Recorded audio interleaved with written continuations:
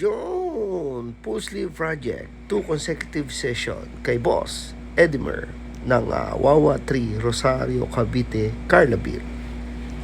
Nga pala yung nasa upper part, yan, last week yan, fully healed na.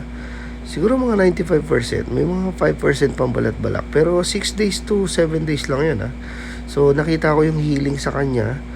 Tapos sabi ko, sige, gawin na rin natin colored yung baba. Kasi ang reference niya talaga, isa black and gray lang.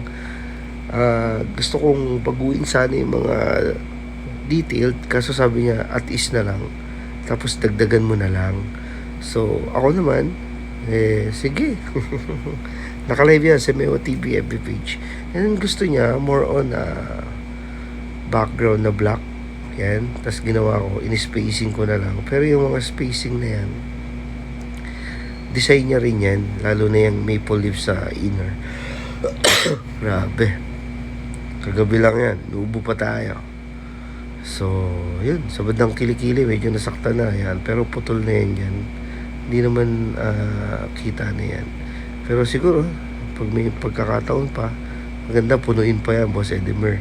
Ma'am Jacqueline, maraming salamat po. Right? May always on the go, 24/7. Who's next?